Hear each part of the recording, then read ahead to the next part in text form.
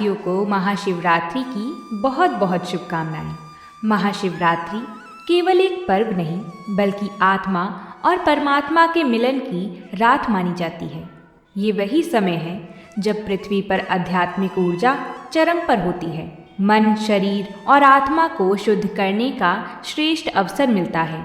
शास्त्रों में कहा गया है कि इस रात्रि की गई पूजा हजारों जन्मों के पापों को शांत कर देती है और जीवन के दुख स्वतः शिव के चरणों में समर्पित हो जाते हैं। प्रिय साथियों, कथा को अंत तक अवश्य सुनें। दुर्भाग्य वह इस पृथ्वी पर जहाँ हर जीव को ममता की छाह चाहिए, जहाँ हर बच्चे को पिता का साया नसीब होता है, वहीं कुछ अभागे ऐसे भी होते हैं जिनकी झोली में ईश्वर ने सिर्फ वीरानगी ही लिखी होती है।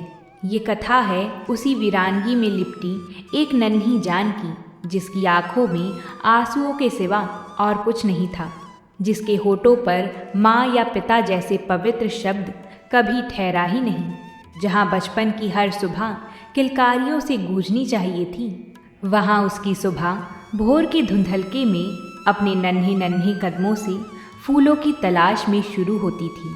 वो एक अनाथ बालिका थी। नाम उसका चाहे कुछ भी रहा हो, गांव वाले उसे कभी गुड़िया कहते, कभी पागल, और अक्सर तो केवल वो कहकर बुलाते। 12 बसंत देख चुकी थी, उसकी सूखी आंखें 12 सदियां झेल चुकी थीं। उसकी हड्डियों में घुसती ठंडी हवा, गांव के छोर पर टूटी फूटी झोपड़ी में जहां छत के नाम पर सिर्फ आसमान था और दीवारों के नाम पर फटी बोरी, वही उसकी दुनिया थी। दिन रात वो फूलों को बेचकर अपना जीवन व्यतीत करती। सुबह होते ही अपनी फटी मैली धोती को कसकर बांध वो जंगल की ओर दौड़ पड़ती। चंपा, चमेली, मेधा, गुलाब, यह सब उसके दोस्त थे। उन्हीं की खुशबू में वो अपनी भूख और अकेलेपन को भुलाने की कोशिश करती। पत्तों और कांटों से उसके नन्हे हाथ फूलों को इतनी नमी से चुनते थे मानो वो कोई अमूल्य रत्न हो, और थी भी तो। वही उसके जीवन का आधार थे। वही फूल लेकर वो गांव की गलियों में भटकती। फूल ले लो, फूल ले लो, ताजे फूल पूजा के लिए। उसकी आवाज़ इतनी धीमी थी कि अक्सर कोई सुन ही नहीं पाता था, और जो सुनता भी था वो या तो नज़रें फेर लेता था या फिर ताना मारता था। ये अनाथिन फिर आ गई, अरे जा जा, पता नहीं कहाँ से आ जाती है। उसके छोटे से हृदय पर ये शब्द तीखे बाणों की तरह चुभते थे। प्यार, दया, करुणा, मनुष्य के हृदय से ये भाव मानो लुप्त ही हो चुके थे। गांव के लोग उसे हीन दृष्टि से देखते थे। कोई उससे बात नहीं करता था। अक्सर बच्चे पत्थर मारते, बुरी भली कहते, चली जा यहाँ से, अभागन कहीं हमारी किस्मत भी ना बिगाड़ दे। ऐसे ही कटु वचनों से उसका दिन भरता था। उसकी आंखों से आंसुओं की धारा बहती रहती थी। पर कौन था जो पूछने आता? कौन था जो पूछता, क्यों रो रही हो बिटिया? कोई नहीं उसकी दुनिया में, सिर्फ दर्द था। अकेली एक ही जगह थी जहाँ उसे थोड़ी शांति मिलती थी, जहाँ उसका दिल थोड़ा सुकून पाता था। गांव के प्राचीन शिव मंदिर में, उस मंदिर की देहरी पर उसकी आत्मा को एक अनकही सी शीतलता मिलती थी। वो वहाँ रोज फूल बेचने आती, पर मंदिर के भीतर से आती मंत्रों की ध्वनि और धूप दीप की सुगंध उसे एक अलग ही लोक में ले जाती थी। कभी किसी को माँ या पिता नहीं कह पाई थी। वो माँ शब्द उसके लिए सिर्फ एक अनकही वेदना थी। पिता एक अनजाना सा अंश हुआ एहसास। पर मंदिर में आकर शिवलिंग के सामने खड़े होकर वो अपने भोले बाबा से बात करती थी।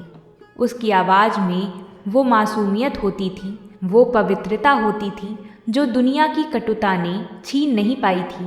वो कांपते हाथों से टूटे शब्दों में शिव से कहती, बाबा आज ठंड बहुत है, या फिर बाबा आज कोई फूल नहीं बिका, भूख लगी है। वो उनसे शिकायत करती थी, उनसे प्रार्थना करती थी। उसकी झुकी हुई आंखें नहीं थीं, बल्कि शिव के सामने उसकी आंखें एक अजीब सी श्रद्धा और अधिकार से चमकती थीं, मानो वो जानती हो कि शिव उसके अपने हैं। इस सब को अपनी दिव्य दृष्टि से कैलाश पर विराजमान देवाधिदेव महादेव और जगत भवानी पार्वती माता, जिनके हृदय में संपूर्ण सृष्टि की ममता समाई हुई है, उस नन्ही बालिका के दर्द को देखकर द्रवित हो उठी थीं। उनका हृदय बिलख रहा था। देखिए प्रभु, माता पार्वती ने महादेव से कहा। उनकी आंखों में आंसू थे। देखिए, इस अभागी बच्ची को कैसे निष्ठुर है। यह मानव जाति एक नन्ही बालिका पर भी तरस नहीं आता। इन्हें उससे सिर्फ ताने और तिरस्कार ही मिलता है। कौन अपना है इसका? इस संसार में शिव कौन अपना है? महादेव अपनी शांत मुद्रा में आंखें बंद किए हुए थे, पर उनकी ललाट पर भी एक करुणा की लकीर उभर आई थी। वे जानते थे पार्वती का मातृ हृदय उस बालिका की पुकार पर व्याकुल हो उठा है। एक माँ भला अपनी बच्ची का दर्द कैसे सह सकती है? माता पार्वती उस बालिका को अपनी गोद में समेटना चाहती थीं, अपने आंचल में छिपा लेना चाहती थीं, उसके माथे को चूमकर उसके सारे कष्ट हर लेना चाहती थीं। आखिर माँ तो माँ होती है, और फिर वो तो जगत जननी है। महादेव ने मंद मंद मुस्कुराते हुए कहा, देवी, समय आ गया है कि इस जगत को प्रेम और करुणा का वास्तविक अर्थ समझ में आए। मनुष्य कठोर हो गया है। उसमें अब न दया शेष है, न भाव। स्वार्थ और अहंकार के अंधकार में डूबे इन मनुष्यों को अब यह स्मरण कराना होगा कि हर जीव के भीतर परमात्मा का अंश है और हर जीव पर करुणा करना ही सच्चा धर्म है। पार्वती माता ने उस बालिका को देखा, जिसके फटे कपड़ों से शीत हवा सीधे उसके नन्हे बदन को चीर रही थी। उसके हाथ ठंड से काँप रहे थे, फिर भी उसकी आंखों में शिव के प्रति अटल विश्वास झलक रहा था। ये दृश्य माता पार्वती के हृदय को और भी व्यथित कर गया। उन्होंने मन ही मन संकल्प लिया, अब और नहीं, अब मेरी ये बेटियां और कष्ट नहीं सहेंगी। महाशिवरात्रि की वो रात थी। गांव में हर तरफ उत्सव का माहौल था। हर घर में दीपक जगमगा रहे थे। मंदिरों में शंखनाद और घंटियों की ध्वनि वातावरण को भक्तिमय बना रहे थे। लोग नए वस्त्र धारण कर प्रसाद और जल लेकर शिव मंदिर की ओर उमड़ पड़े थे। पर उस बालिका के लिए हर रात की तरह ये रात भी एक और सर्द भूख भरी रात थी। उसने भी कुछ फूल बचाकर रखे थे जो शिव के चरणों में अर्पित करना चाहते थे, पर मंदिर के भीतर उसे कोई घुसने ही नहीं देता था। अभागी है ये, कहीं मंदिर अपवित्र न हो जाए। ऐसी बातें सुनकर उसका दिल टूट जाता था। फिर भी मंदिर के बाहर एक कोने में बैठकर उसने अपने बाबा के नाम का जाप किया। ओम नमः शिवाय। वो जाप करती रही और ठंड से ठिठुरती रही। उसके पास कुछ भी नहीं था, कोई कंबल नहीं था, सिर्फ वो फटी धोती और उसका अदम्य विश्वास। भूख, ठंड और अकेलेपन से लड़ते हुए उसकी आंखें धीरे धीरे भारी होने लगीं। उसने मंदिरों के बाहर पत्थरों पर ही सिर टिका दिया। आखिरी बार उसने शिव मंदिर के गर्भगृह की ओर देखा, जहाँ शिव की विशाल प्रतिमा शांत भाव से विराजमान थी। बाबा, बहुत ठंड है। उसकी होठों से एक अंतिम फुसफुसाहट निकली और फिर वो नींद की अगाध खाई में उतर गई। महाशिवरात्रि की वो पवित्र रात, जब सारा संसार शिव की भक्ति में लीन था, अनाथ बालिका मंदिर के बाहर अपनी किस्मत पर सो रही थी। उस पर अब स्वयं देवों के देव की कृपा दृष्टि पड़ने वाली थी। सुबह हुई भोर की पहली किरण ने धरती को छुआ। गांव के पुजारी पंडित दीनदयाल अपनी नित्य क्रिया के लिए मंदिर पहुँचे। उनकी आयु लगभग 60 वर्ष की थी। वर्षों से वह शिव की सेवा कर रहे थे।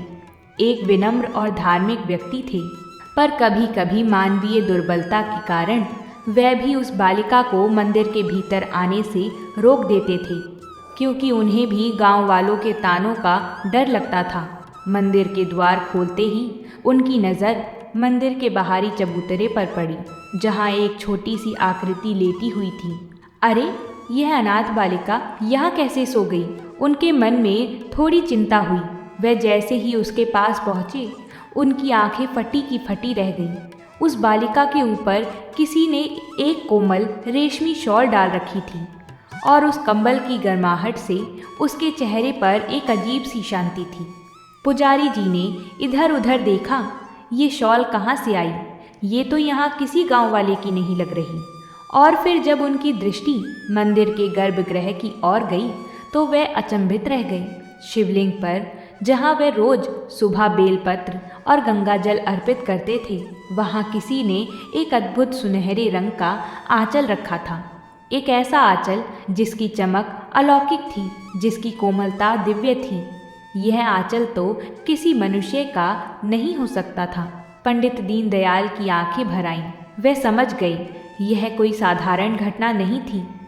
यह स्वयं शिव और शक्ति का चमत्कार था। उस बालिका पर किसी मनुष्य ने नहीं, बल्कि स्वयं माता पार्वती ने अपना आंचल डाला था और महादेव ने उसे अपनी कृपा का आश्रय दिया था। वे जानते थे कि उस बालिका के पास ना तो शॉल थी और ना ही कोई वस्त्र ऐसा जो शिव पर अर्पित किया जा सके। यह स्पष्ट संकेत था कि देवी ने उस अभागी पर अपनी ममता लुटा दी थी। जय हो भोलेनाथ पंडित जी के मुख से अनायास ही निकल पड़ा। उनके रोंगटे खड़े हो गए थे। यह दृश्य इतना पवित्र, इतना मर्मिक था कि उनकी आंखों से अश्रुधारा बह निकली थी। गांव वाले धीरे धीरे मंदिर आने लगे। जब उन्होंने पंडित जी को उस बालिका के पास खड़ा देखा और फिर शिवलिंग पर उस दिव्य आंचल को देखा तो वह हतप्रभ रह गए। ये क्या हो गया? यह शॉल कहाँ से आई? और शिवलिंग पर ये कैसा वस्त्र है? तरह तरह की बातें होने लगी। पुजारी दीनदयाल ने गहरी सांस ली और बोले, हे ग्रामवासियों, आज हम सब ने एक बहुत बड़ी भूल की है। हम सब ने इस अनाथ बालिका को तिरस्कृत किया, उसे अपेक्षित किया। पर देखिए, हमारे भोलेनाथ और माता पार्वती ने इसे स्वीकार कर लिया। ये शॉल और ये आंचल यह किसी मनुष्य का नहीं है। यह स्वयं माता पार्वती की ममता और महादेव की करुणा का प्रतीक है। गांव वाले शांत हो गए। उनकी आंखें अब उस बालिका को एक अलग ही नज़र से देख रही थी। जो बच्ची कल तक अभागन थी, आज वह महादेव की लाडली बन गई थी। जो बच्ची कल तक तिरस्कृत थी, आज उस पर स्वयं माँ पार्वती का आशीर्वाद बरस रहा था। कुछ पल के लिए सभी की आत्माएं अपने कठोर हृदय पर वह लज्जित महसूस कर रही थीं। उन्होंने देखा कि उस बालिका के चेहरे पर अब भी नींद की शांति थी, बल्कि एक दिव्य सुरक्षा का एहसास था। पुजारी ने उस बालिका को उठाया, उसे प्यार से जगाया। बिटिया, उठ जा मेरी बिटिया। आज से तू अनाथ नहीं है। आज से तू भोले बाबा की लाडली है और माँ पार्वती की बेटी। बालिका ने अपनी आंखें खोली। उसने पंडित जी को देखा, गांव वालों को देखा। उसकी छोटी सी दुनिया में इतना प्यार, इतनी नमी उसने कभी महसूस नहीं की थी। उसे कुछ समझ नहीं आया, पर उसके हृदय में एक अजीब सी खुशी और सुरक्षा का भाव उमड़ पड़ा। गांव वालों की कठोरता, उनकी उदासीनता अब पिघलने लगी थी। जो लोग कल तक उसे भगा देते थे, आज वही उसकी ओर श्रद्धा से देख रहे थे। पंडित दीनदयाल ने उस बालिका को अपने साथ ले लिया। उन्होंने उसे अपना लिया जैसे वो उनकी अपनी बेटी हो। उन्होंने उसे गंगा नाम दिया, क्योंकि वो निर्मल थी, पवित्र थी और महादेव की कृपा से जीवन पाई थी। गंगा अब रोज मंदिर जाती, पर अब उसे कोई रोकता नहीं था। वो फूलों की माला बनाती और स्वयं अपने हाथों से शिव और माता पार्वती को अर्पित करती। उसकी आंखों में अब आंसू नहीं थे, बल्कि एक चमक थी। प्रेम और भक्ति भाव से गांव भी धीरे धीरे बदलने लगा। महाशिवरात्रि की उस घटना ने लोगों के हृदय को छू लिया था। उन्हें अपनी गलतियों का एहसास हुआ। उन्होंने समझा कि सच्चा धर्म केवल पूजा पाठ में नहीं, बल्कि हर जीव के प्रति दया और करुणा में है। वह अब गंगा को प्यार से बुलाते, उसे भोजन देते और उसकी देखभाल करते। गंगा का जीवन, जो कभी निराशा के अंधकार में डूबा था, अब आशा और प्रेम के प्रकाश से जगमगा रहा था। पंडित जी के सानिध्य में उसने शास्त्रों का ज्ञान प्राप्त किया और स्वयं एक परम भक्त बन गई। वो आजीवन शिव और माता पार्वती की सेवा में लगी रही। उसकी जीवन यात्रा ने सिद्ध किया कि इस पृथ्वी पर कोई भी अनाथ नहीं है, क्योंकि उसके ऊपर जगत जननी माँ पार्वती और महादेव का आशीर्वाद है और उनका आंचल हर बच्चे के लिए हमेशा साथ है। गंगा ने कभी अपनी उस रात को नहीं भूला जब उसने महादेव से कहा था, बाबा आज ठंड बहुत है। वो जानती थी कि उसके बाबा ने उसकी पुकार सुनी थी। उसकी कथा ने युगों युगों तक यह संदेश दिया कि ईश्वर कभी किसी को अकेला नहीं छोड़ते, विशेषकर उन्हें जिन्हें मानव समाज ने अकेला छोड़ दिया हो। प्रिय साथियों, इसी के साथ महाशिवरात्रि की यह पावन व्रत कथा यहाँ पूर्ण होती है। हम सभी माता भगवती और भगवान शिव के चरणों में प्रार्थना करते हैं कि उनकी दिव्य कृपा सदा आप सभी पर बनी रहे। हर हर महादेव। जय माँ भवानी।